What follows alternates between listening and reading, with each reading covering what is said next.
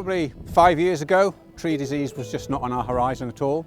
But in the last 5 years, it's become the most important thing with regard to woodland management. Ash dieback has now become prevalent right across the landscape. And I've been seeing, certainly this year, roadside and hedgerow ash trees right across the landscape, really showing advancing symptoms of dieback, of thinning in the upper canopy.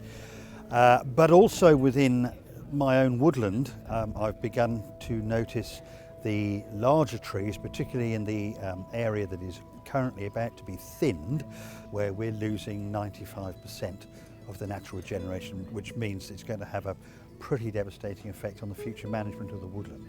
Well, tree disease is a really big news story for the UK, and at the Woodland Trust we're tackling it in a range of different ways. It's not just about ash dieback, but also thinking about the wider landscape. As more trees die as a result of tree disease, we need to get new trees planted out there to make sure we've still got lots of connections in the landscape for wildlife to move around and to keep our landscapes looking beautiful too.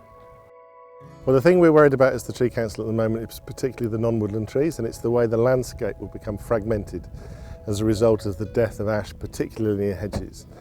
And so in those hedges, even a few ash trees being knocked out by ash dieback will fragment the landscape. Wildlife uses the trees as stepping stones to cross the landscape, and if you take out even a few of those, then you will end up having a very, very fragmented landscape. There's nothing really that we can do to mitigate against ash dieback. Ash dieback is here, it's endemic in the country. What we've got to do is work with it and make the most of it. Tree disease is a real challenge, and when people ask us for our advice, we talk about our own behaviour change in the Woodland Trust, what we're doing to reduce risks, but also we can signpost them to some of the really best technical and scientific advice that's offered by other organisations. So for us, we're making sure that all of the trees that we plant in the future are grown from seed collected in the UK, and trees are grown only in UK nurseries. So we're reducing tree disease risk by not importing trees. It's very much about managing the decline of ash in the countryside and getting the logistics of that right, making sure that the policies that are in place allow landowners and managers to do that without unnecessary hindrances and expenses, and then looking at how we can make our woodland and the broader landscape more resilient to future pests and diseases and all the general kind of impacts of climate change that we're going to face. Half the woodlands in England are unmanaged or undermanaged, and the fantastic thing is now we are having this debate about what we do with our woodlands, making them more resilient for the future.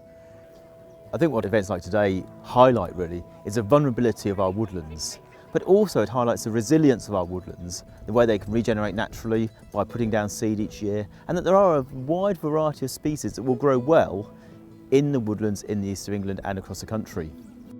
Events like this are absolutely crucial, not just because of the presentations from the experts, but the chance to interact, to communicate, to network with people that are going to be involved in what I suspect is going to be a period of catastrophic tree decline. What today's event showed me is that ash dieback is now really being felt in the countryside. You can start to really see it in this part of the world. Lots of the rest of the country is still unprepared for how significant this will be in terms of changing the landscape.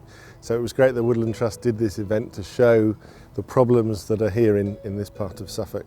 Again, collaborative working is the way forward so that we can deal with tackling this. And from the Tree Council's point of view, it's shown that we are a sector with lots of ideas, with lots of organisations with the power to do something about this, but we just need to join up and make it happen.